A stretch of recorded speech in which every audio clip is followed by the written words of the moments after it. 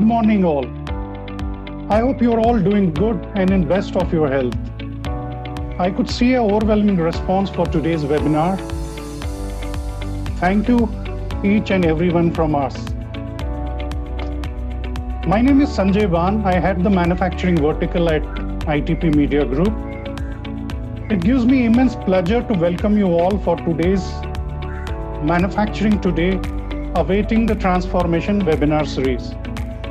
Manufacturing as such, we have seen from last 3 months in the lockdown era, has taken a lot of tough times for the manufacturing people to think, to rethink, and see how this new normal will apply when they resume their operations.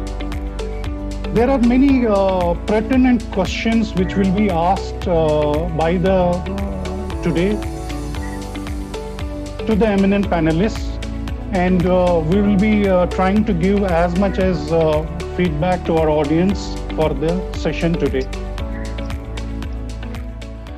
I want to give a quick introduction to ITP Media Group. ITP Media Group is the largest foreign publication group headquartered in Middle East.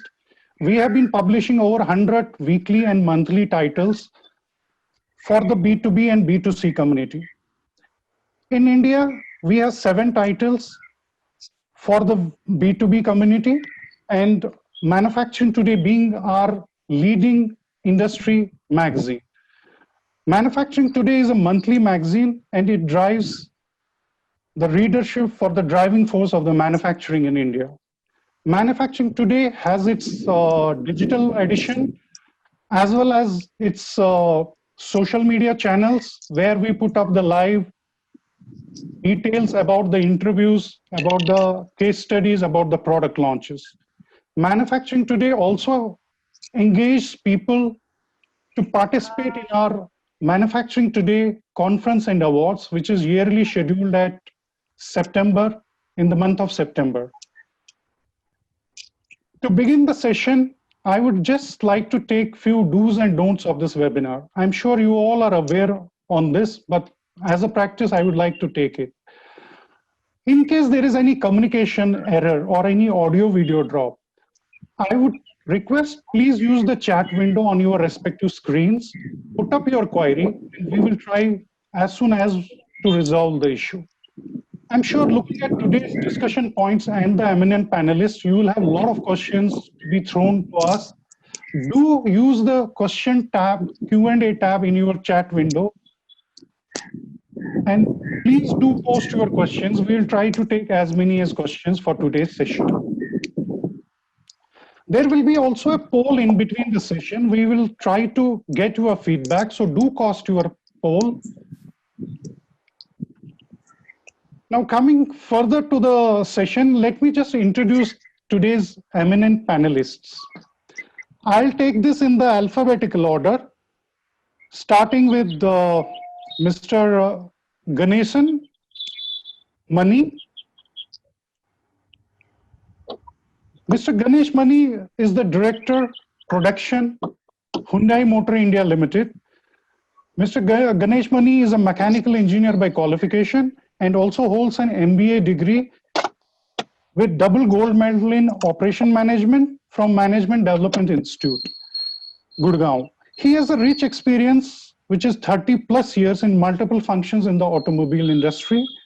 He has worked as Vice President in Maruti Suzuki and has spent 25 years as various functions. Next panelist, we have Mr. Gururaj D. Patil. Mr. Gururaj D. Patil is the Managing Director of eMag India.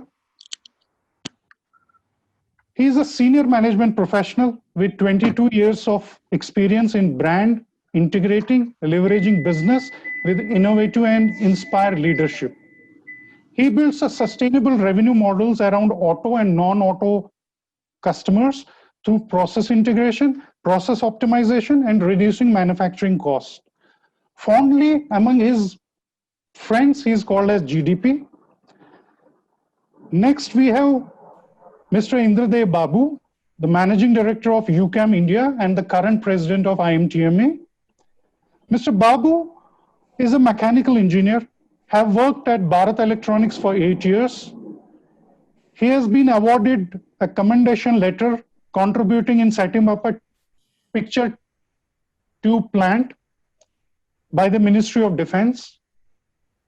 Realizing his potential for entrepreneur skills, Mr. Babu ventured out to start up his first job as an CNC shop during 1986, which was very nascent at that point of time. He and his team have developed various ranges of rotary tables for the drive in the rotary industry, and it has won many awards for its innovative technology. He has also bagged IMTM's Outstanding Entrepreneur Award.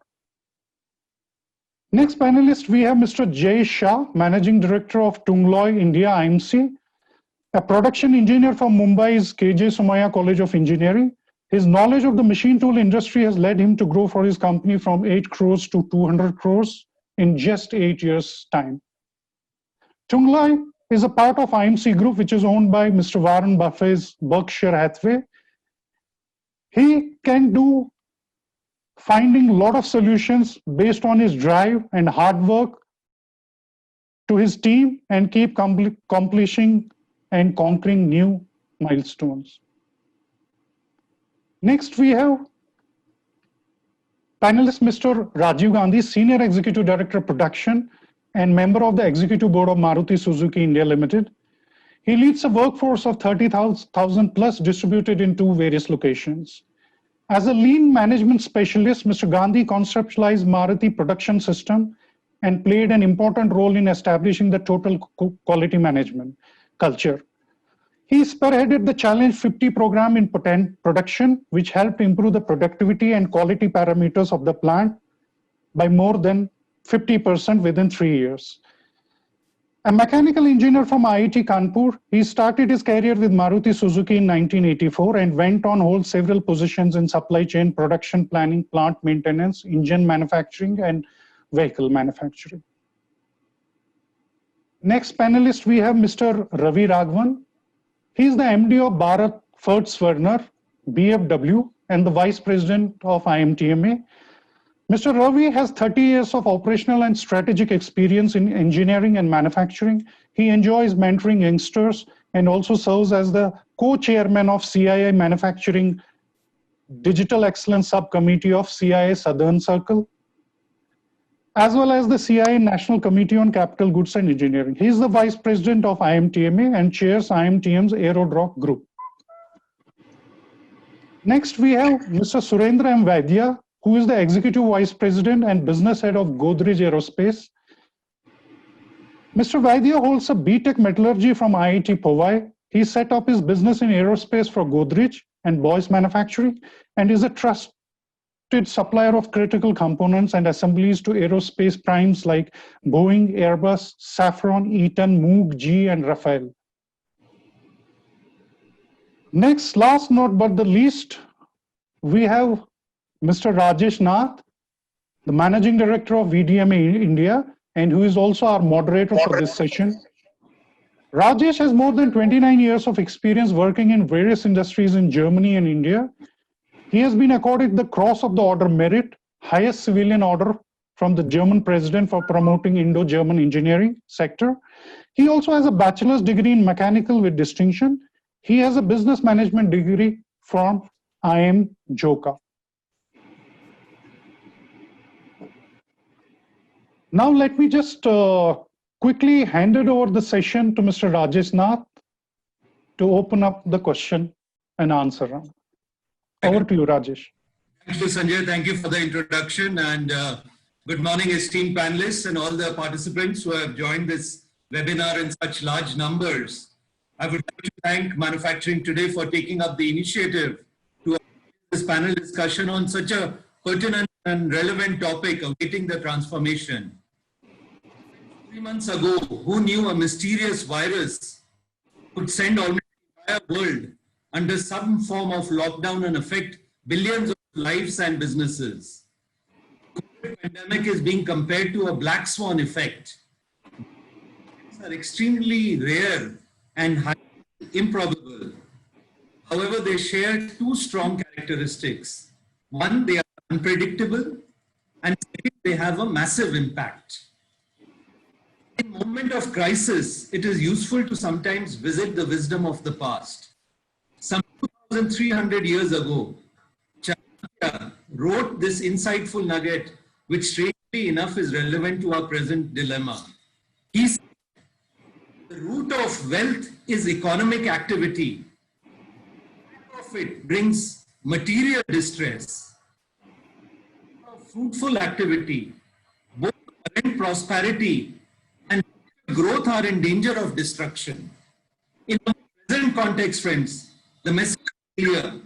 The government must resolutely fight the pandemic, but also allow the economy, which has moved from ICU to ventilator mode, to revive. As we stagger the emergence to normalcy and discover ways to deal with the economic consequences that will follow, be prepared with an economic reconstruction plan to revive different sectors of the economy. When we talk about revival of the economy post-lockdown, the role of manufacturing sector and revival of the activities of the MSME are very essential. My first question addressed to Mr. Indradev Babu and Mr. Ravi Raghavan. The stimulus package of the government of 20 lakh crores talks about Atmanirbhar Bharat or reliant India. For local is a concept that has long been prevalent in the manufacturing industry. Now, in the COVID period, as India tries to reboot its economy, this attains a new dimension. So I would request Mr. Babu and Mr. Raghavan to give their views on that. Let me start with Mr. Babu, please. Good morning, Rajesh. Thank you for the opportunity. Now, this vocal for local, while you say that it has been prevalent, but I think what is new is, a leader talking about it, trying to spread this message across. I think there is a difference this time to be more inward looking. There are different aspects of this debate. However, it's an opportunity for manufacturing organizations. Well, a consumer or a customer is not simply going to listen to this, this vocal for local. Maybe I would even term it as a slogan, but it's basically to create an emotion amongst the Indian consumers as well as customers of B2B businesses to consider more Indian products. But the challenge is, has Indian manufacturers produced that confidence in the consumers? This is what is in front of us. And the tendency of Indian consumers, even if you take an automotive, we would like to, we have more confidence on the quality of a Japanese made Japanese branded car versus an Indian branded car. And India needs now to demonstrate its ability. So what does it mean? It means that we need to really now show that we are serious, we are competitive, and we mean business. We need to really demonstrate this promise to the consumers on one side and customers in the B2B segment. So this is from what I take from Atmanirbhar, vocal for local. And you also talked about the 20 lakh crore that government has talked about. Recently, we heard various members, including the SMEs, talking about, wanting to know, now that this has been announced and some details only have come out, what do people think? And I have been also very carefully listening to the voices. I found that there's a lot of mixed feeling yet. And while it looks like this is all going to create demand, but will it create demand right now? The need of the hour is right now. The demand has fallen flat to zero, and starting to slightly show some signs, naturally that will be there, but then practically it's not there. So the small industries are really at a loss. How are they going to sustain? While this policy measures that the government has brought about would surely, in my opinion, create demand, but it will take some time, maybe several quarters. And I think first quarter of next financial year, that is starting from April onwards, I think they would start to go forward. But till then, how do we survive? This is a question. So people are saying it's a little too early to understand how this will pan out. And also about immediate availability of money to solve the problem. On the other side, while government said many schemes are there that yet to be seen and felt. So it's a bit little early. I think in about 4 weeks to 6 weeks, things will become very clear. But my fear is if demand doesn't come, I think a lot of small industries and a lot of jobs will be under stress. This is the challenge for us in terms of, thank you. Thank you, Mr. Babu. I think a very relevant point, and Mr. Babu, today during the course of the discussion also, we will, I think, be talking about the demand and from various industrial sectors. We have Mr. Rajiv Gandhi from the automotive sector, we have Mr. Vaidya from the aerospace sector. Very relevant points. Let me come to Mr. Ravi Raghavan. Mr. Raghavan, just taking a clue from that, if I may ask, add one point to it. Vocal for local. Mr. Raghavan, does it also mean that we are moving a wee bit from globalization to localization? Yeah, thank you, Mr. Nath. And let me answer this way, that as a leader, he has shown us a vision. This is how much a government can do, maybe set in certain policies, but I think it will be a myth if we think that everything will be done by the government and it will become local. If we didn't have a demand in the country, I mean, I'm just talking about the market, not the present situation demand, but if you would not have a consuming demand in the country, then it is a different story. We as a country have a market. So the question of demand goes away in creating that local part. It's up to the supplying people to stand up to that quality, to stand up to that expectation, to stand up to the technology and the new needs of the consumers, customers to occupy the space. Okay? So I think the ball has been pushed back to the supplying community, which means that all of us who produce something, who service something, so that we can meet the challenges of the expectations of the newer demands. Now, there is a great challenge here, which I feel that we can make use of.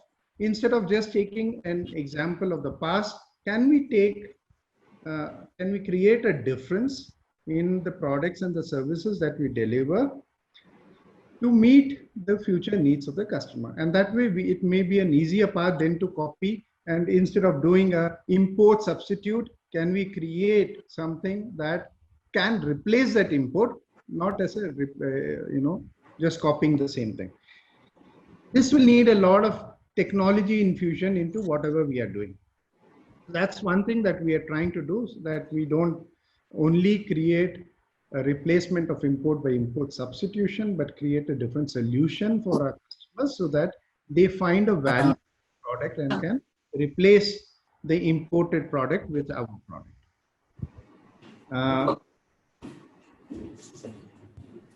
The second part is from globalization to localization. Yeah, I think it's been clarified many times by the leader themselves that it's not a protectionism or things like that we're doing. What COVID has done is, I think the whole supply chain will start relooking at themselves from a risk perspective as well when they evaluate their supply chains. So every big company will see that are their supply chains closer to them, so that at least one more risk of geographies, uncertainties can they remove from their supply chains. So that's why the suppliers will come closer to the customers. It can be a foreign manufacturer or it can be an Indian manufacturer, but made closer in the land to the customer. That's what I look at it from the. Right. Thank you, Ravi. Let me come now to Mr. Jay Shah and Mr. Gururaj Patil. Now, Jay and Gururaj, the market is in a flutter. Probably the highest ever instance of unpredictability. Now, what is your reading of this situation? Maybe let me start with Jay, and then Gururaj, I would also like to ask you, can we have predictability in these unpredictable times? So let's start with Jay, please. Thank you, Mr. Nath. You're absolutely right. Actually, we are in this unprecedented time where everybody is taken over and the world has come to a standstill for practically 2 months with this medical problem called the COVID-19. So this unpredictability can end, or we can go back to the state where we were only once we have some kind of a medical solution to this COVID. It may be a vaccine or it may be a medicine which may reduce the impact. But that will be the first step for things to revive. In fact, I feel that we are entering into the most critical 3 to 4 months phase where we try to open up the economy and try to coexist with this virus. The minimum transmission that we can do with the discipline that we adhere to will make our economy move faster, or will take a time for us. Two of the biggest challenges that we have is we have the highest density of population per kilometer square, which is acting as, say, a disadvantage for us. Second thing that is there, that we are one of the only economies which is opening up when the curve of infection is still increasing. Most of the economy started when the curve was on a downward trend. But to our advantage, we also have the highest youth population in the world. So for the time for us to come back is maybe much quicker. So I think the next 2-3 months, the predictability ahead will depend on how much we can minimize the transmission of this COVID-19. And once a medical solution comes, I think that will be the first step for things to start moving. It may still take 6 months to a year for the impact to pan out till we start accelerating. But I think the next 3 months will be very, very important for us as how we go ahead. Thank you, Jay. Let me come to Gururaj. Gururaj, can you add your thoughts to this? Thank you, Rajesh Nath. As we all know, COVID-19 has thrown almost every industry and every nation out of gear today. So this is a pandemic, and unfortunately or fortunately, we have to live with this beast for some more time till, as Mr. Jay Shah said, a vaccine comes out or a medical treatment comes out for this, where we treat people and then get them out of this particular disease. Having said that, probably this is also the first time in the history, I would say, almost every industry, whether it is manufacturing, whether it is services, whether it is food, whether it is agriculture, power, almost every industry is facing more or less a similar sort of a challenge today. That is how to deal with this, and how to, one is dealing with this particular pandemic, and next is how to overcome the challenges that have been faced. So having said that, we see basically the automobile industry as such, before the pandemic struck everyone down and forced us to get into home lockdown and getting into social distancing and things like that. We saw a lot of automobile manufacturers facing the challenge of inventory getting built up. So that was one particular issue we were facing prior to seeing this pandemic coming in. And post that, for the auto industry in particular, because that primarily drives the other industries as well, we are faced with moving away from BS4 to BS6. That's the first step. And the next change that we are seeing, especially for the automobile industry, is going for a greater thrust into the e-mobility solutions. There is greater demand for electric mobility, electric cars, electric vehicles. So these are two massive changes that we are seeing, especially for the auto sector. Having said that, the question was, how do we see that how do we manage the predictability in these unpredictable times? So the changes that I have mentioned, one is from the fuel efficiency that is demanded from each of the vehicle manufacturers. So that is one point. The second point is on the e-mobility. Third and most important change that we see probably going forward is that there will be greater demand for individual owned or individual driven private mobility in India and across the world. You know, people would try to have preference of driving his own or her own car, her own vehicle, and trying to depend less on the public transportation. So that's one, one reading or one thought which is coming across when I interact with the other colleagues in the industry. So having said that, in the tunnel that we have, which is completely dark, end of this tunnel, we also see some sort of a light that there is going to be some sort of a demand that is going to be created in terms of increased number of vehicle manufactured, whether it is two-wheelers, four-wheelers. So that's something which is Thank you, Guru Raj. Let me, with that, I think you set the context very well for Mr. Rajiv Gandhi. Now, Mr. Gandhi, the Indian automotive industry supports employment of more than 3.7 crore people directly or indirectly, and contributes 7.5% to India's GDP and 49% to the manufacturing GDP. Large economic multiplier impact. Now, Mr. Gandhi, the automotive sector was already, unfortunately, facing a degrowth, was in a challenging stage. We had 18% degrowth happening last year. These present times, these are uncertain times. In your opinion, Mr. Gandhi, how will the buyers react to new purchases? Would they be open to investing in a vehicle now under these circumstances? And as Mr. Guru Raj also mentioned, perhaps certainly there are issues that the automotive industry is facing. The impact of BS6 moving towards BS6, looking at fuel efficiency. So if you could highlight this point from your side, Mr. Gandhi. Yeah, I think Mr. Guru Raj has covered a part of my answer, but I would probably answer it a little differently. The auto industry is facing a double whammy today, because even before the COVID-19 hit us, we were already facing a degrowth, as you mentioned, of about 16 to 18%. And the year before that was almost a flat zero growth year. This is because of some of the major, the technological advancements that we were required to do, be it the emission regulations, the safety regulations. So all these were clubbed together, resulting in a lot of changes required by manufacturers, lost a lot of cost additions, lost a lot of increase in the cost of ownership, resulting in these degrowths. And I think, as if that was not enough, we are now suddenly hit by this pandemic of COVID-19.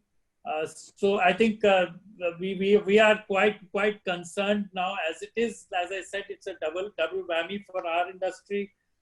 And this is a time, I think, one of the most unpredictable times in the history of Indian automobile. And not only Indian automobile, maybe the whole world. They are not able to predict going forward what is likely to happen. You would have read the president of Toyota making his annual speech for the financial results speech on 12th of May. And even the global leader mentioned that this is not the time to make any predictions. Happen. China is not able to make any prediction for its GDP growth targets, we read in the papers recently. So I think making any kind of prediction at these times could be, just saying something, but I think a lot is still to be seen how things will happen. But definitely, as expected, I think a lot of analysts have said that so far we were all moving towards shared mobility. The whole auto industry is talking about shared mobility, and Olas and Ubers going in a big way, and customer ownership will reduce. But we see that trend may be suddenly changing to the other direction suddenly, and we may see a lot of people now buying their own personal cars, especially because of the threat of COVID infections and other things. So that's one positive side. We saw some positive signs emerge in China post stabilization of the COVID. But still early times to predict. I think maybe just a flash in the pan currently, because we have so much of pent-up demand of 3 months. So this small increase in trend may not give a wider perspective of what is likely to happen going forward. But yes, entry-level cars would see some boom as compared to the more expensive cars. We see even the used cars, the used certified cars may do better than the new car sales. But with this, we must also balance it with the overall economy. You see a lot of, the whole economy is in a downturn. There are a lot of job losses. There are a lot of salary cuts happening. That is the order of the day. Every day you read in the papers and you see so many people being fired from here and so many from there. So maybe definitely the desire to buy will be, will be balanced between the capacity to buy. So I think it's a very, very difficult situation we are in. And I think with the Atmanirbhar Bharat and a slew of measures that the government has announced, they are very keen to restart the economy. There is no doubt about it. We were just interacting with Mr. Arun Goyal today in the morning, who is Secretary, Department of Heavy Industries, Government of India, as CII Vice Chairman. We had some interaction with him, and he's quite confident that with this slew of measures, they will be able to spur demand and see that the economy comes back to shape and restart the economy as soon as possible. So let's hope for the best. Let's be optimistic about this situation. Thank you very much, Mr. Gandhi. And I think a very relevant point you mentioned, the move perhaps from shared mobility to people owning personal vehicles, and perhaps it will be an opportunity for the small vehicles, little more cost-efficient vehicles would have a market perhaps. So thank you. Moving now to the other user industry, we have Mr. Vaidya, who is closely connected with the aerospace industry. Mr. Vaidya, the aerospace and defense market in India is estimated to reach around 70 billion US dollars by 2030. And the momentum was expected to pick up further with improving infrastructure and government thrust. Now, with the impact of COVID, the airline, the travel industry, everything has been severely impacted. Probably, I think if you look at the aerospace industry also, Mr. Vaidya, this is the highest instance of unpredictability that this industry is also looking at. How would you gauge the situation, Mr. Vaidya, and what would be your take on how does the aerospace industry go forward? Yeah, so thank you, Mr. Nath, and thank you, ITP Manufacturing today for inviting me.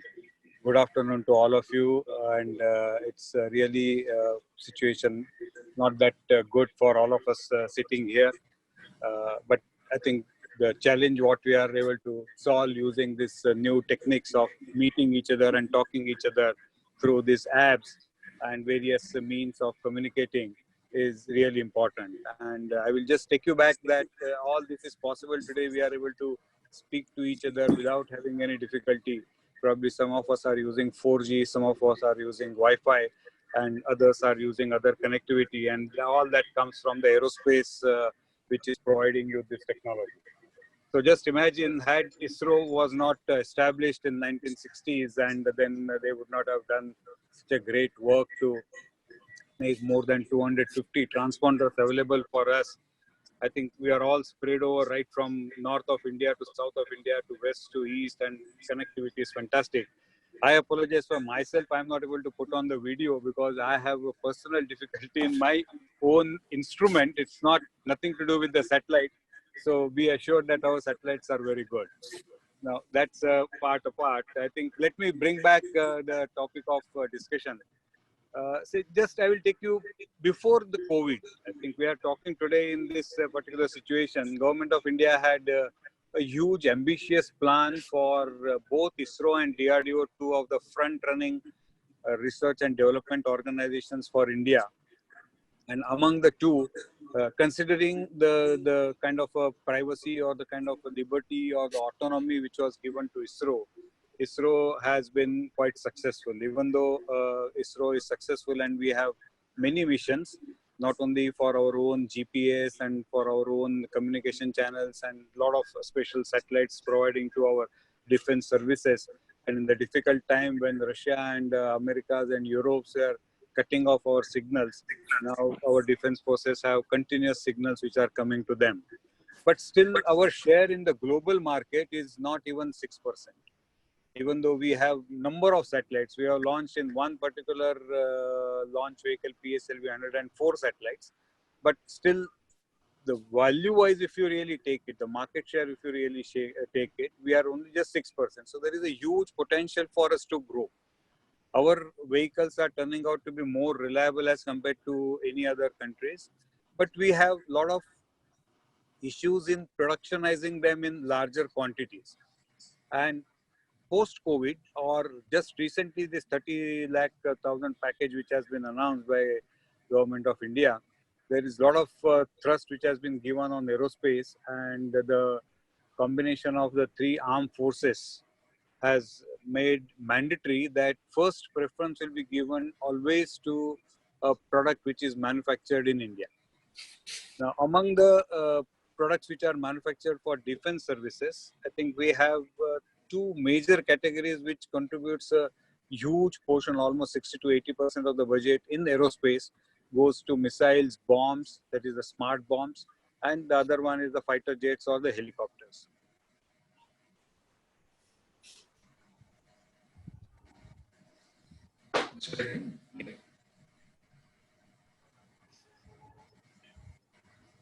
I think we've lost Sanjay. I think Mr. Vaidya.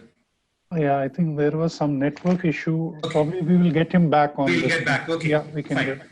I think it's very interesting, Mr. Nath, that so far we were having traffic jams on the roads because of which we used to get delayed in conferences. But now we are having a different kind of a traffic jam of the bandwidth. Right. This is very the valid point, Mr. Gandhi. Normal. Yeah. 7% Right. Final right. Yeah. Let me come now to Mr.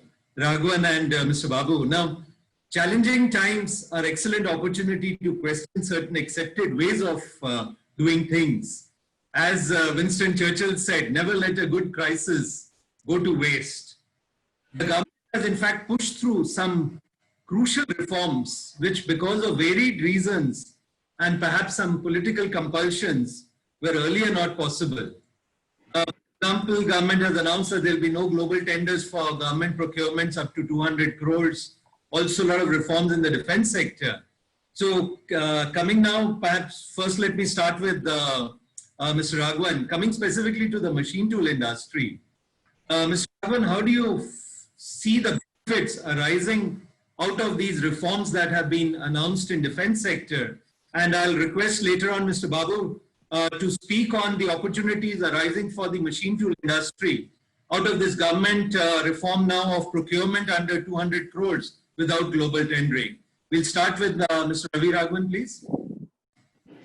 One is on the corporatization, which the government has announced. I think the defense sector will undergo changes. But what's happening more, we are seeing is a lot of private people have come in for the defense equipment manufacturing. And that's also changing the mindset of the way the government defense organizations, I'm talking about the ordnance factories, they operate. Most of these ordnance factories have been set up long time ago. So they are a set of machineries that were imported, a process that was set many years ago, many decades ago, and they've been following the same thing because changing over was a big resistance in those organizations. We're now seeing that they are wanting to partner with the private people and start talking about, can we change the process? That means it gives us a big opportunity.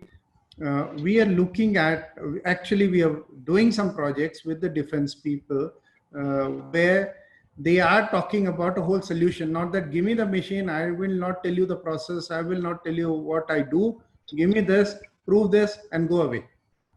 But we're working with a whole cell with them, which means that there is some automation in that, there are machineries, there are some process equipments in that, so that the it's a very coordinated work. And we see that the cost for our defense companies are coming down by almost 50% from what they imported even 30 years ago, right? So it's a huge opportunity for us with this mindset change that's happening in the defense organization.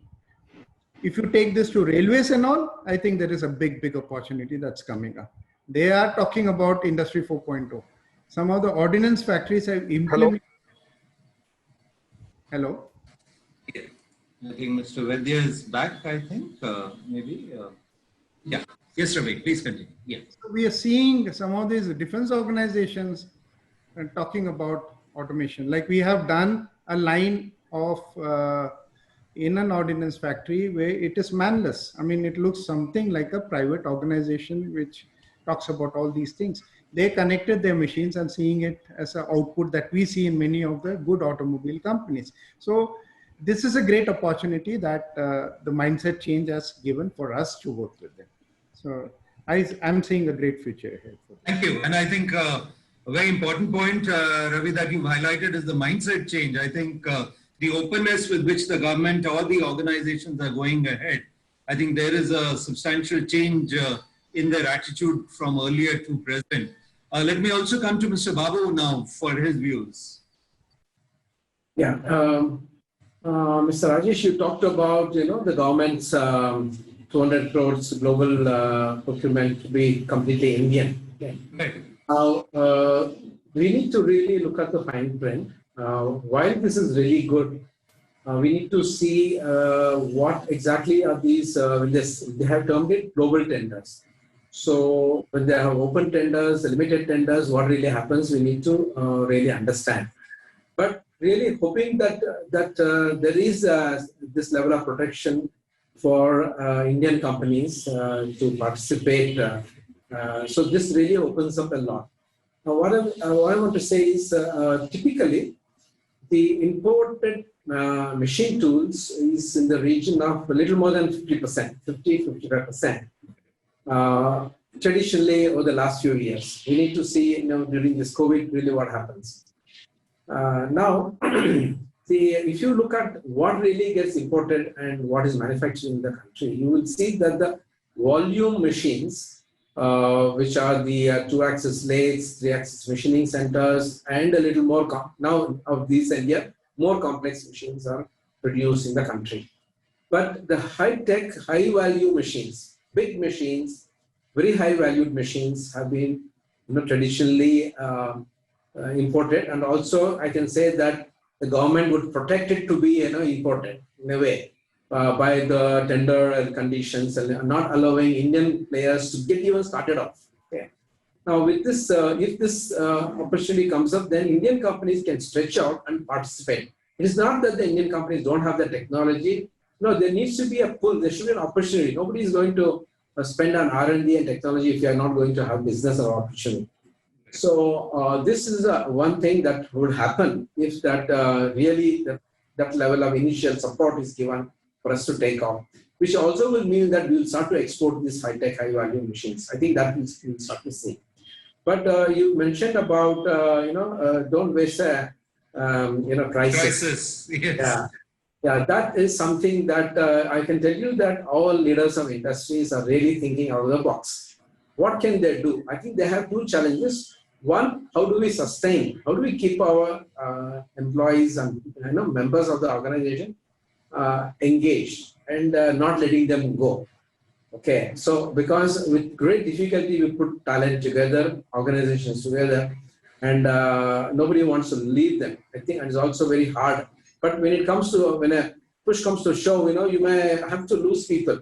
But so the leaders are thinking what they have to do to sustain. So immediate sustenance, whatever they can do in allied areas, need not be machine tools. It could be allied product lines. They can use their resources with the technical knowledge, what they can do.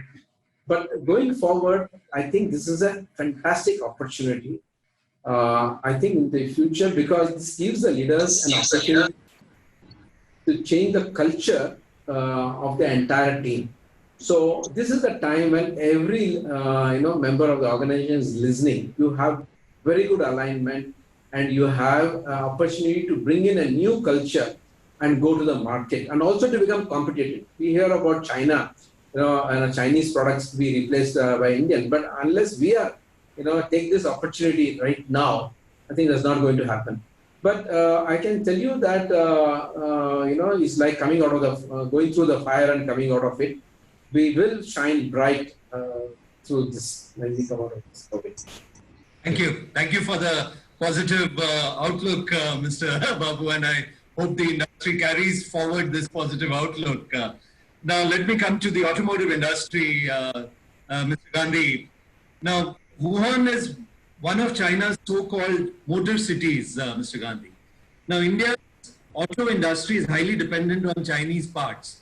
About 27% of the roughly $17.5 billion worth of component imports come to India from China.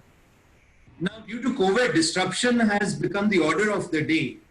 How do you foresee the supply chain and procurement going ahead for the automotive industry, Mr. Gandhi, under these circumstances? Mr. Gandhi, you'll have to unmute yourself. Yeah.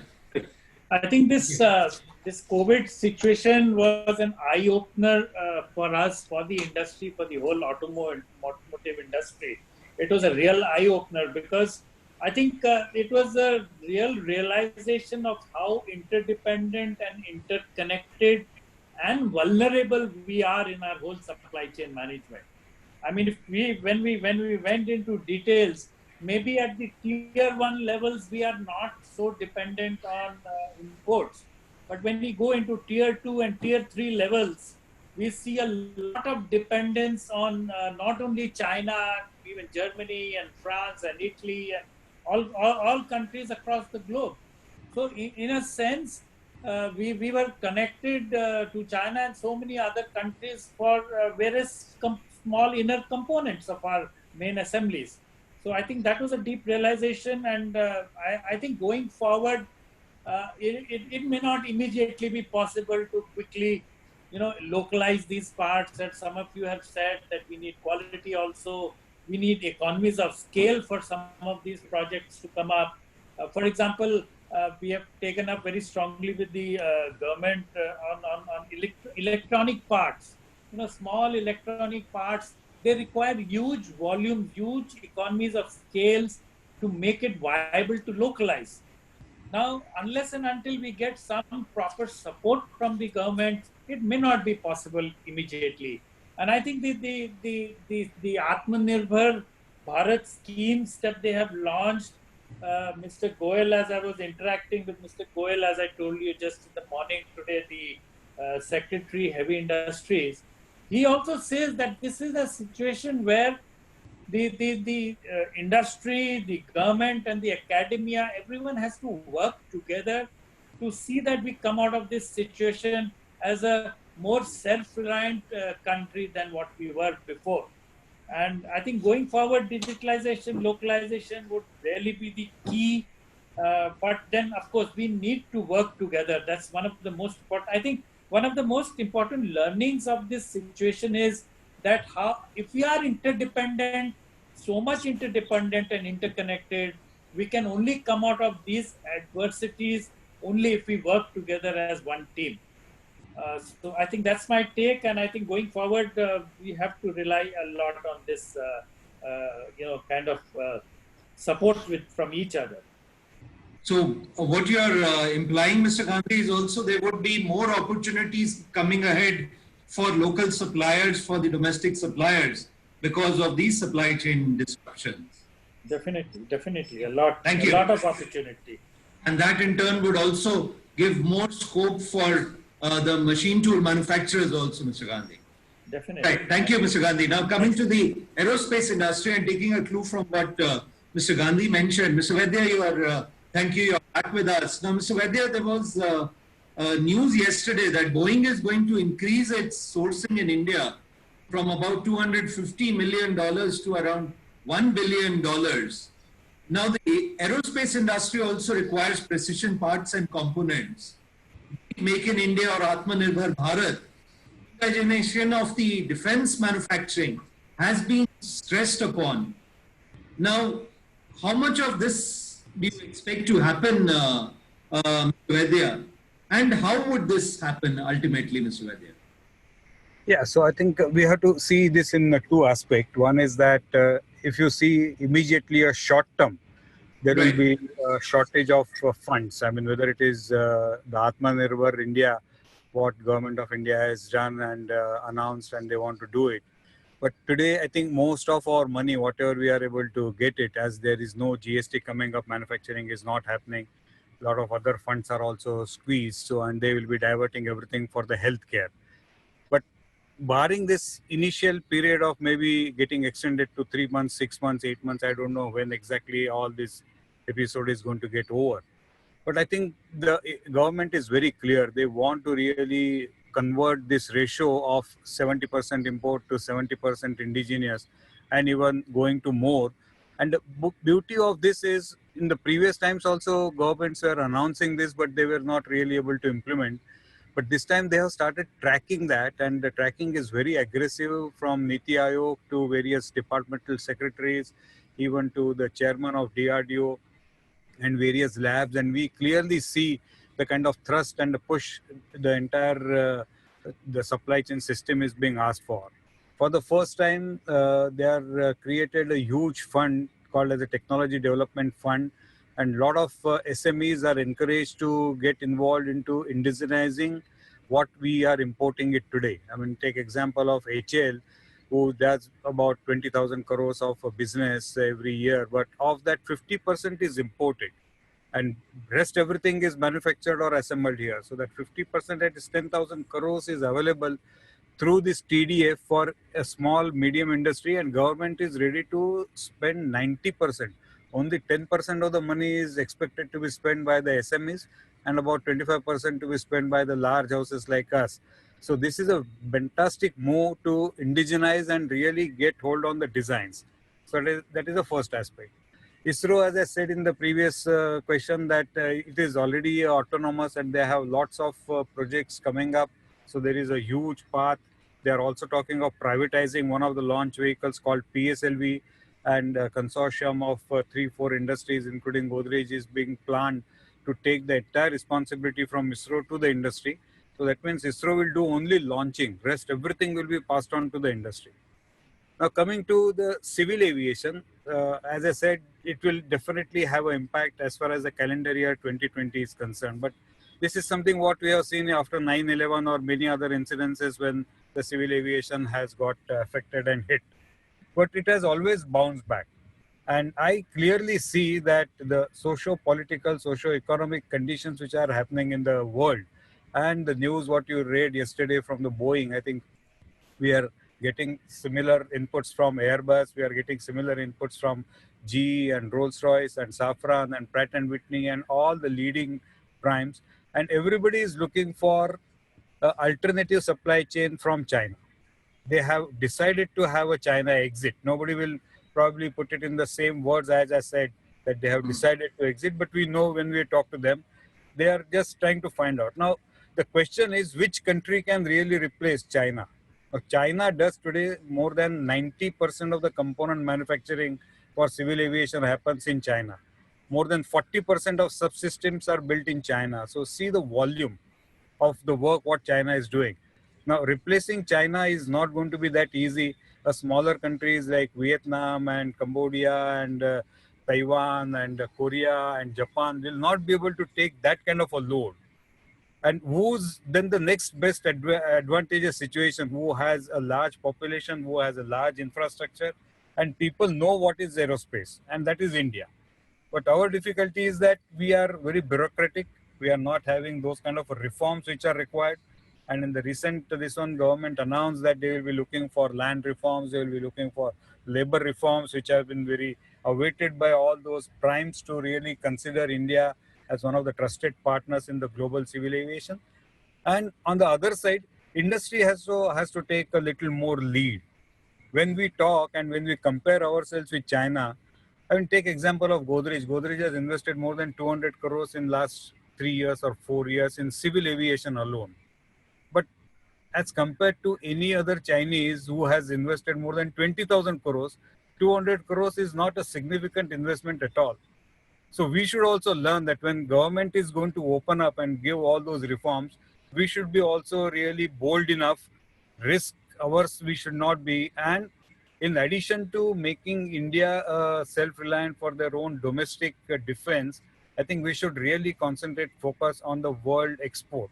There is huge opportunity. This is the right time for all of us. And I am very, very hopeful, optimistic. I am pushing my management to get me a lot of funds to invest and get a lot of new employees so that we can start training them.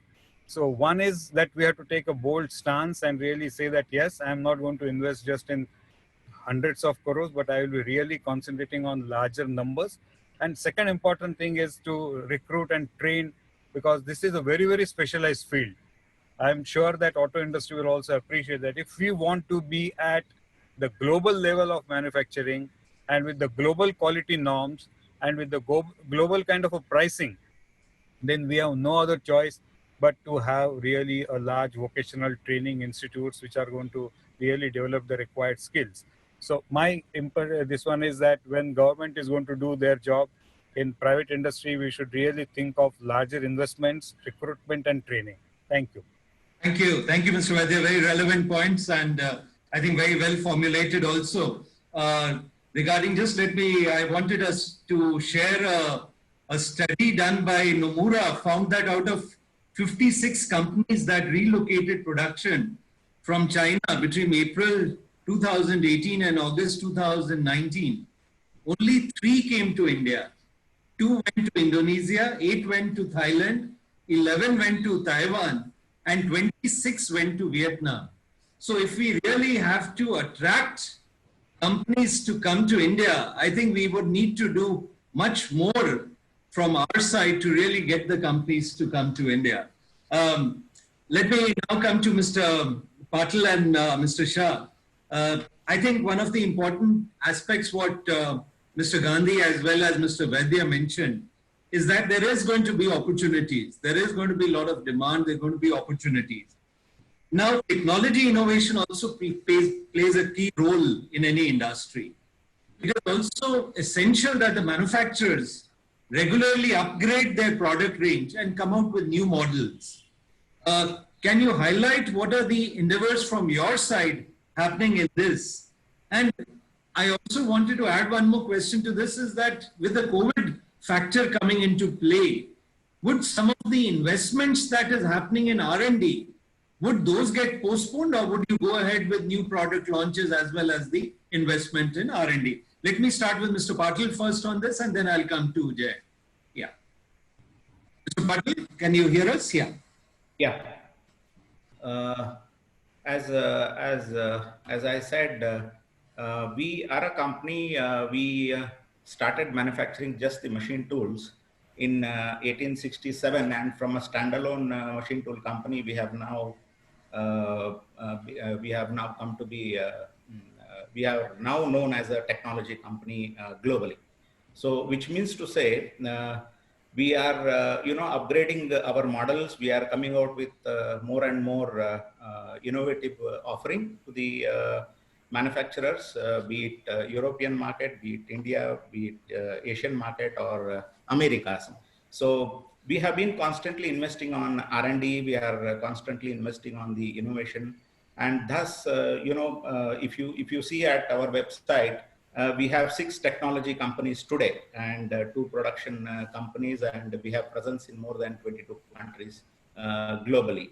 So basically, innovation is what we have been, pushing through, and even post-COVID, I think it is quite imperative that it is only technology that is going to survive, and it is going to only, increase further in terms of precision in the manufacturing that we do, whether it is automobile, whether it is aerospace. So that is going to only increase in terms of the precision that is required on the parts that we produce every day. So having said that, e-mobility, for example, we were one of the company which came with the solutions for e-mobility way back in 2000. So almost 2 decades back, we started the solutions for e-mobility. So today, if you see e-mobility is catching up, and we are we are the backbone for many of the e-mobility manufacturing companies globally, be it China, be it US, or even Europe. So technology and innovation will only be the platform on which companies distinguish themselves, and also the newer models and the newer offering that we give to the consumer. That the only platform on which we distinguish is the technology or the innovation that we talk about. Thank you, Mr. Gururaj. Point taken. Yeah. Let us come now to Mr. Jay Shah for this point, Jay. Yes, thank you, Mr. Nath. As you heard from the vast opportunities from Mr. Gandhi's feedback and Mr. Vaidya's feedback, as a company, Tangalloy has always been investing 10% of their revenue in R&D, because we've realized over a period of time that as 30 to 35% of sales comes from the new products. If you look at the last 1 year or 2 years, the industrial scenario was also changing. We were making more complex parts, but we were using more complex materials to make parts also. So there was more usage of heat-resistant alloys, your super alloys, composite material, also hard part turning, which was coming a lot in the automobile line for high-speed cast iron machining. So there has been a vast focus on R&D from our side, and this is just going to increase the opportunity post-COVID. We are already getting a lot of inquiries from so many customers for future products that they want to make in India. So this opportunity is increasing tremendously. And if you just a small brief, in the last one year, we've come out with 30 to 35 products taking care of all your super alloy machining, your high field machining in super alloys, oil field, your hard part turning, because we are one of the only companies having our own CBN raw material manufacturing. We have separate plants for deep hole drilling, and we need to innovate this continuously, because this is widely used in the aerospace segment, in the automobile segment. So R&D is just going to increase. Something COVID will not stop it. I think it is the right time to encash on the opportunity that this crisis will provide. Right. So thank you, Mr. Gururaj and Jay. I think very positive to hear from you that the spending in R&D would continue despite of the crisis we are facing. And also, Gururaj, as you mentioned, the company will be coming out with new products for the market. So thank you for these inputs. We would have a poll question now. So can we go ahead with the poll, please? So here the question is, do you think the manufacturing sector will start hiring in large numbers in the next 1 year? No, not sure, or yes? The audience, please give your response to this poll question. So friends, as per the feedback from the audience, do you think manufacturing sector will start hiring in large numbers in the next 1 year? So it's a very positive, 38% have said that they would. So I think it's a very interesting and a positive feedback. And in fact, not sure is 34% and no is only 28%. So I think there is certainly, as they say, a silver lining in the dark cloud. So thank you very much. Sanjay, do we have time for one more few quick? Yeah. We can take two few questions. Okay, then we'll perhaps the last round, and I would request our panelists short and crisp replies to this. Coming to Mr. Gandhi first. Mr. Gandhi, with all this disruption happening, how do you see the new business opportunity for the manufacturing sector going forward, Mr. Gandhi? I think every adversity gives rise to new opportunities. I think it's an age-old saying. And I would share one very experience of Maruti in these last 2 months, very pertinent experience. You see, because of the COVID situation, we suddenly had a situation where the ventilators were in huge shortage in the country. Right. And we suddenly realized that more than 95% of the ventilator requirements were being imported by the country. And, we had a couple of startups here and there who were struggling to, make some volumes and get it approved and things like that. So one of them was in Noida called Agua. You might have read in the papers. So we said, I mean, there's a lot of requests coming and a lot of pressure from the government that we, as manufacturers, be it Mahindra, Maruti, BHEL, some of these big companies should support some of these ventilator manufacturers. So we took it upon us that yes, we must. This is a small startup having a capacity of about 200 per month. They didn't have working capital, they didn't have any support, and they were also, like we talked about Make in India and the supply chain disruption, most of their parts were stuck up in China. So they had to import, and because of the logistics disruptions, those parts were all stuck up there. So we took it up as a challenge. Our chairman himself was spearheading this whole initiative. And we have, I must tell you that being crisp, we ramped up their capacity from 200 per month to 10,000 per month. Right. We used our expertise in setting up their production processes, debottlenecking all the operations, all the jigs, fixtures, and all the quality equipment that were required were put in place. All the certifications were helped, and we helped them out with working capital requirement from banks. So I think all these things are required. Whenever any new startup comes up, I think it's a responsibility of the big brothers or the big daddies to help and support and nurture some of these startups if we want them to, prosper in future and help us in localizing. We also helped in localizing of some of these inner parts which we were dependent on China. Just a couple of other things. I mean, talking about opportunity. For making preparations for restarting, we were told that we have to have contactless temperature checking of 30,000 employees coming in and going out every day. Now, we said, okay, let's buy. We need about 500 of them. So we found out, we explored the market. We had made in Taiwan, we had made in Korea, we had made in China. There was nothing of good quality available which said made in India. So finally, we had to, import about 500 of these contactless thermometers. And I don't think there is any big technology involved in some such items. The N95 mask is purely imported today. We have got one of our joint venture companies to import that machine. He has already started manufacturing, and it is under final stage of certification by the body in Coimbatore. Very soon, he'll be producing lakhs a month. The 3-ply mask, we have got one manufacturer, again a joint venture of ours, who are making seats.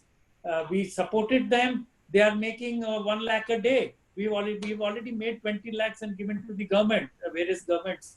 So I think, see the kind of opportunities available and how we are able to grab these opportunities is the key today.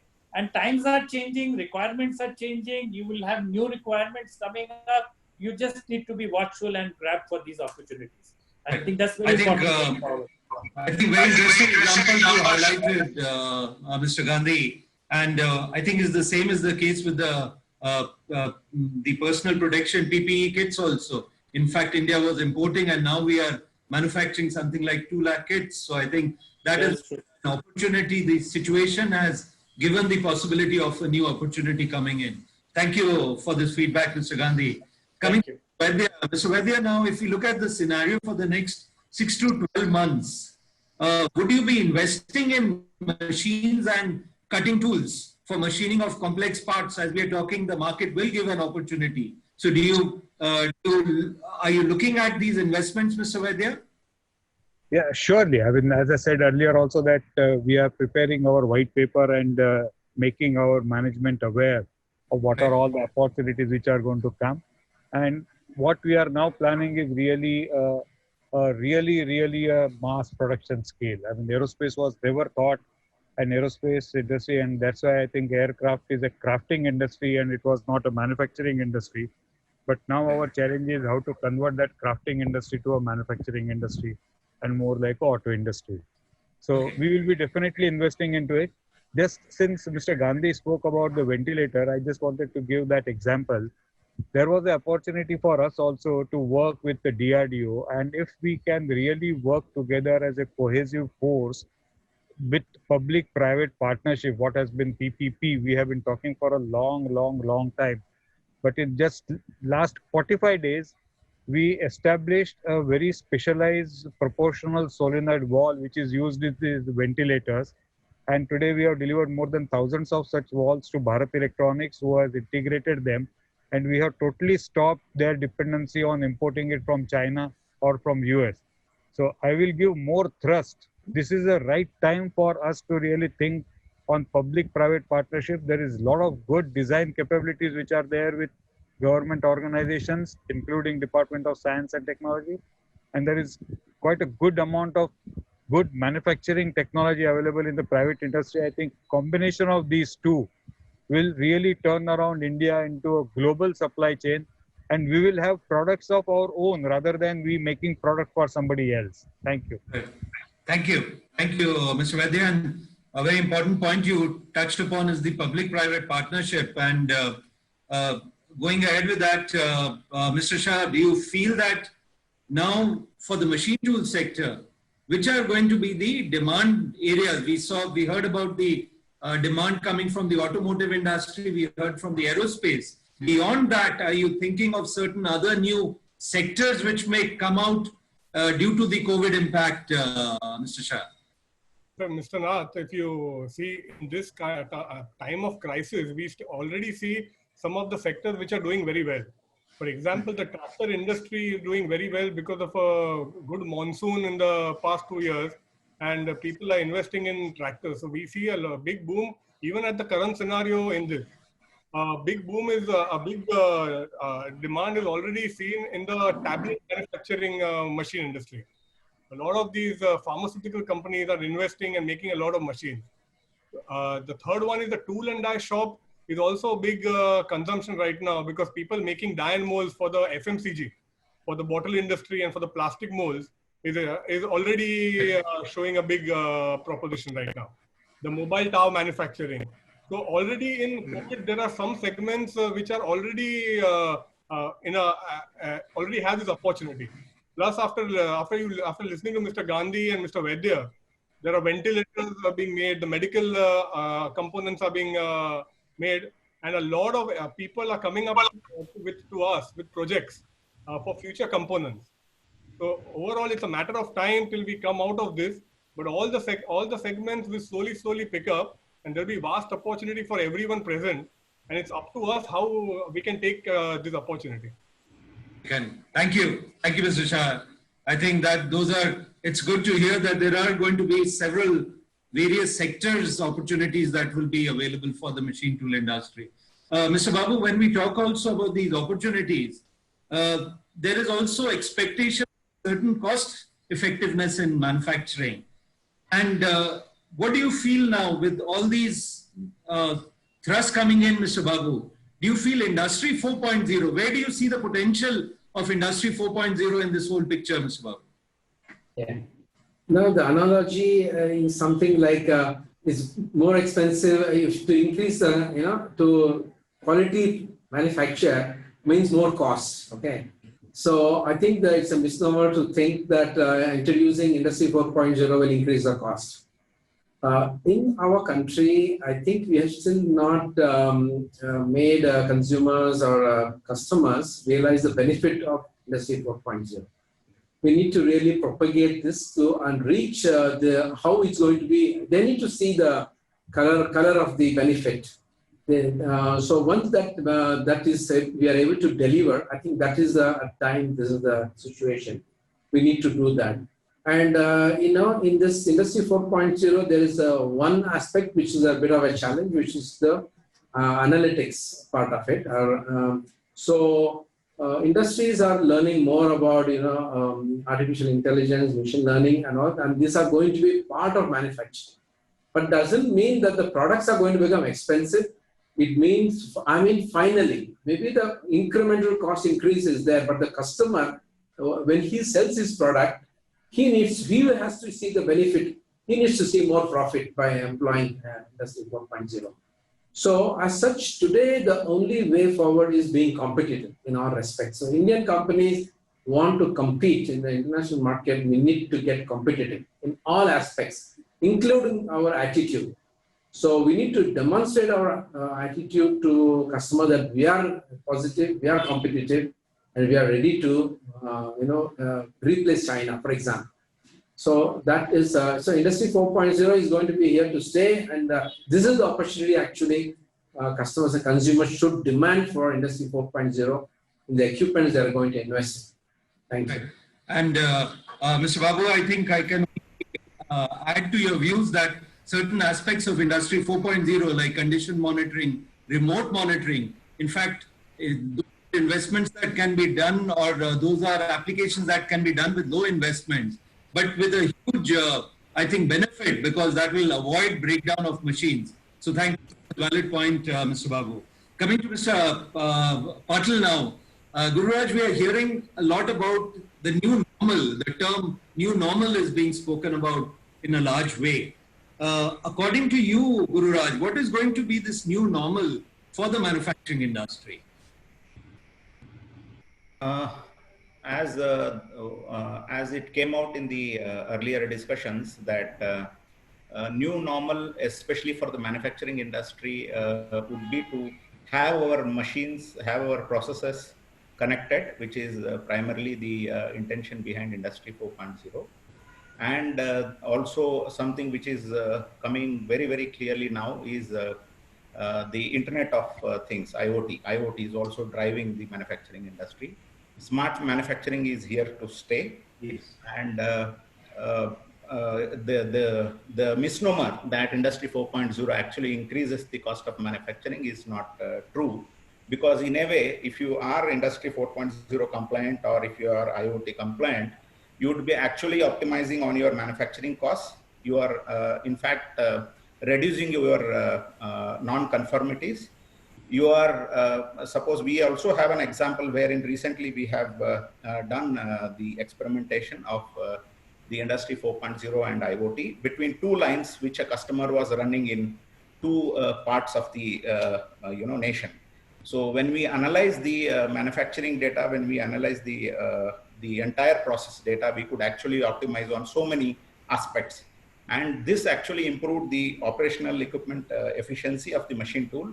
And also this benefited in terms of the higher throughput for the customer, and also reduced non-conformity. So in the end, his return on investment for the Industry 4.0 and IoT actually was 1 year, return on investment, because customer will also ask what is the return on investment on these new tools. So this is going to stay, and we will have more connectivity between not only the parts, not only the machines, and also between the processes and the machine, the people. So it's going to be a key driver.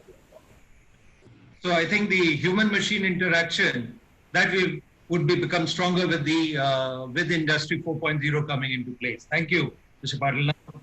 The last question to Mr. Ravi Raghavan. Mr. Raghavan, now COVID has led to a lot of changes in organizations, also in the way of doing business. Now, I'd like to request you to highlight 2 or 3 leadership traits which are required in this period of crisis and uncertainty, Mr. Raghavan. Thank you, Mr. Nath. I differentiate between leader. I think they'll have to be now be more comfortable with ambiguity.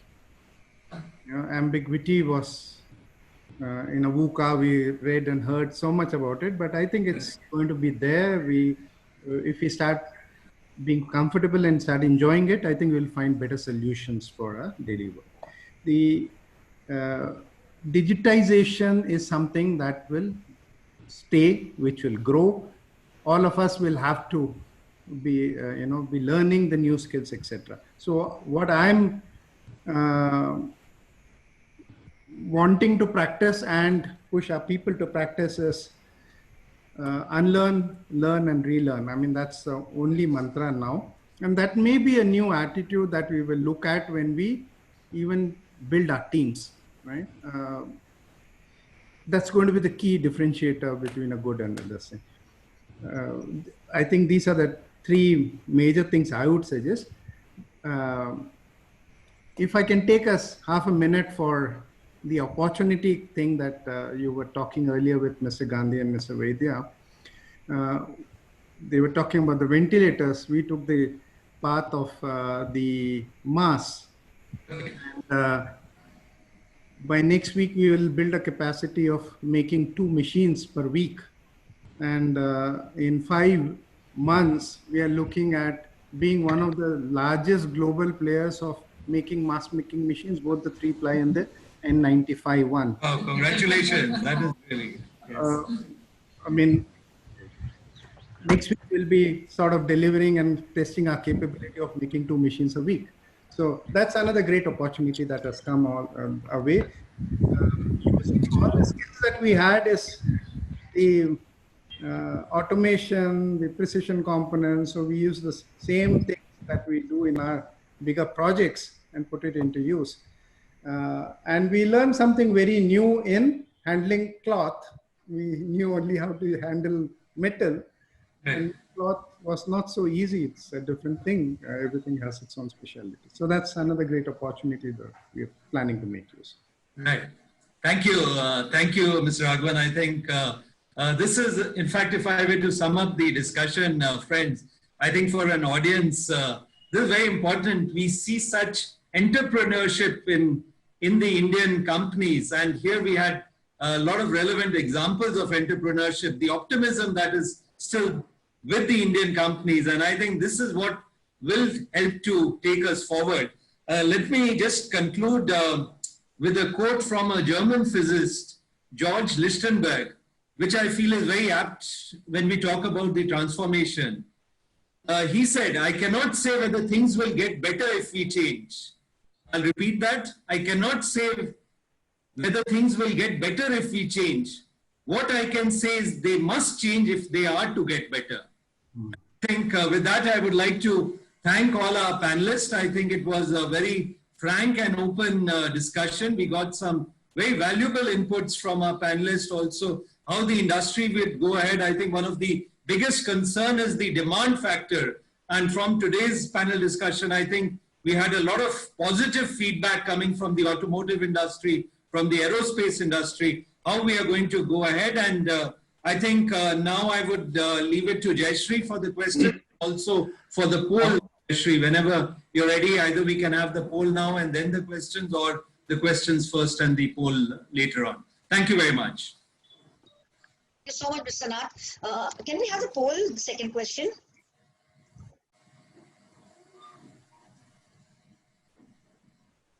So if you look at the poll says, does automation give better quality products as compared to manual labor? Yes, not sure, no. So while we wait for the poll results, we have some very interesting questions from the audience. This is from Mr. Babu. What do you think the manufacturing industry should do to build confidence? Or is it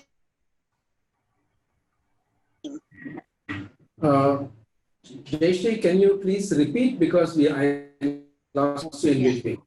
Okay. What do you think the manufacturing industry should do to build confidence? Or is it just that our quality is lacking?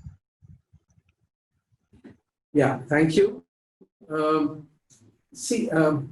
What is quality? Quality is lacking. Now, what do you mean by quality here? So let me come from there. Basically, quality is in our factories, we have measuring methods and approaches to qualify. But a consumer or a customer, what is he looking? He's perceiving quality from his experience. So finally, it's a customer perception that this car is good, and he has an idea. So finally, we need to deliver the customer experience. Finally, we need to look at the customer experience. So, the question is that. Sorry, what was the first part of the question, Jayashree? How can we build confidence? Confidence, yeah. Thank you. I had missed that. So finally, it's all leading to brand. The brand is nothing but a promise that a company is offering to the customer. So as we build the confidence and the perception moves up, so this happens. So Indian manufacturing companies have to build this thing, and we have built it in the last years to one level. But yet in my opinion, that there is a gap, and this gap has to be built up. So this calls for all-round approach to be competitive in all respects, as I said before. So are you able to deliver it in time? Are you able to reach it in time?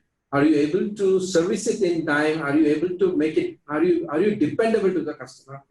So finally, that is where we have to reach to be able to instill that confidence. And as we do this, the brand gets built up and the confidence gets built up, and we have to go. It's always easy to destroy a brand, but building a brand takes some time. We need to work constantly, build the customer experience, to build that confidence. I hope I have answered the question. Thank you. Can we have the poll results? Okay, so I guess a lot of people think automation is better than manual labor. Mr. Raghavan, this is directed at you. I believe you would like to answer this. What is required to support the Indian manufacturing industry to create new products and components instead of just being a mere supplier for the global customers? I think I'll talk from machine tool perspective. I think it's partnership. I think many things we can develop jointly. We've been working with quite a few suppliers with whom we have developed jointly. This will, we say our product is as good as the aggregation of all the sub-assemblies that we use and the components that we use. So we work in partnership with many of the suppliers, and that's the way we can develop jointly better components and the sub-assemblies that's needed for our machines. We do the same with many of our customers. We have a cross-functional team with many of the Japanese OEMs who are our customers, where this team has members from both the team. We have said the same thing with our suppliers. So we can have that with interested people and develop products that can be used in our machines.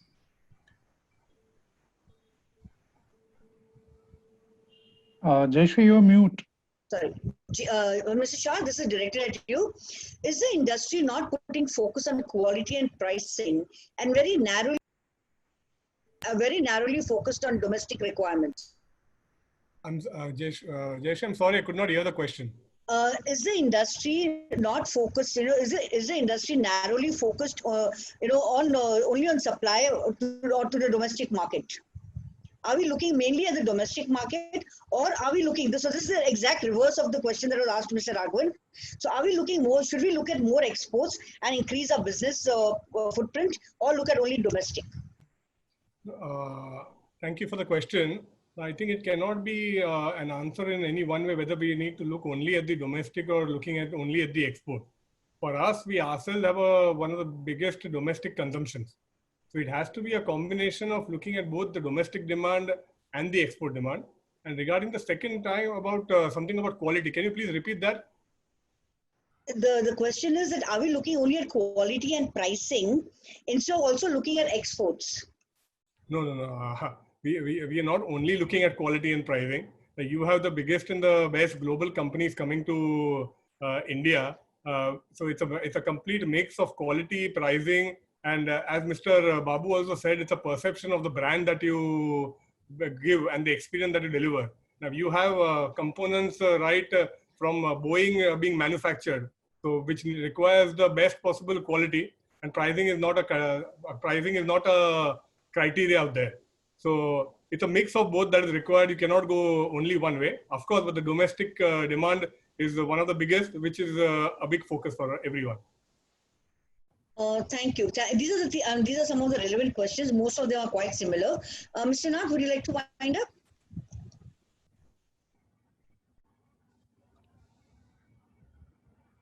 Mr. Nath and Sanjay?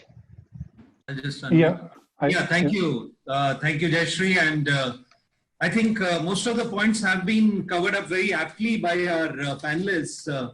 Maybe I was just looking to give some figures and statistics I just quickly saw was relevant to the question of exports. Now, if we look at India's exports, our exports are to the tune of $323 billion, and the imports are 480. So we have a deficit of 157 deficit of trade. And if we look at China, this is very interesting. Our exports are only $17 billion and the imports are $68 billion. So we have a deficit of about $51 billion when we look at trade with China. So if I were to sum up the discussion, I think if we look at of course, I think there is no way out. We all understand that we are facing a difficult scenario.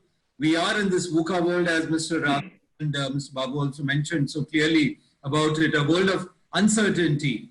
But I think India is taking measures when we talk of Atmanirbhar Bharat, when we talk about Make in India. These are all initiatives of the government to try to get more business, try to get more investment into India, because we need to create work. We need to create ample job opportunities. We have a young population.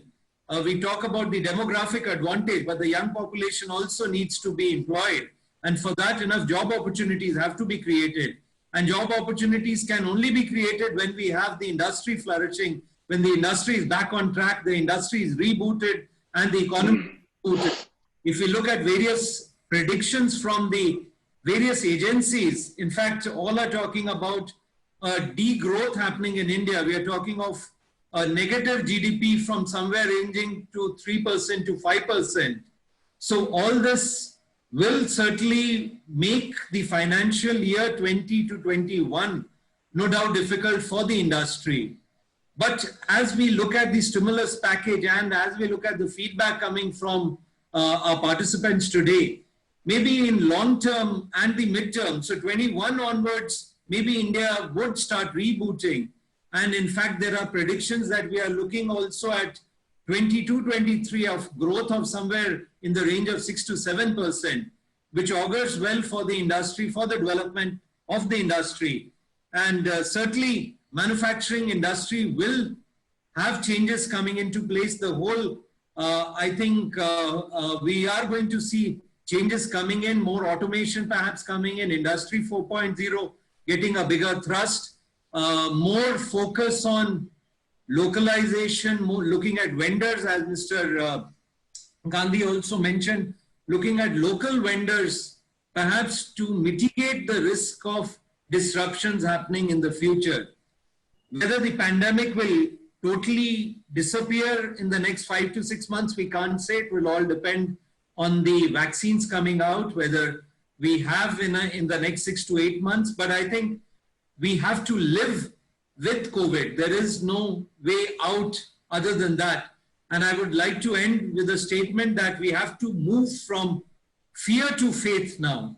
And I think that is important. Faith in our capabilities, faith in the medical system of our country, faith in our industry that we will rebound and we will rebound strongly with the market conditions and with the support of the government. So thank you. That would be all from my side. Thank you very much. Thank you, Rajesh. Fabulous discussion. I think a lot of interesting questions what you asked the panelists, and the audience also had some or the other thing out from this discussion. I think we still have participants logging in. Almost 80% participants are still on, and there are many questions which I think we will take it separately offline with the respected panelists. Thank you each one of you for taking your time today for this webinar session. I won't say a goodbye, but I'll say we'll meet soon with some interesting topic with you all. Till then, thank you very much. Stay healthy, stay safe. Thank you. Thank you to all the panelists for the lovely discussion. Thank you. Thank you. Thank you very much. Thank you, Mr. Rajesh. Thank you, Sanjay. Thank you. Thank you. Bye. Thank you, Jayashree. Bye. Thank you very much. Thank you. Goodbye. Goodbye.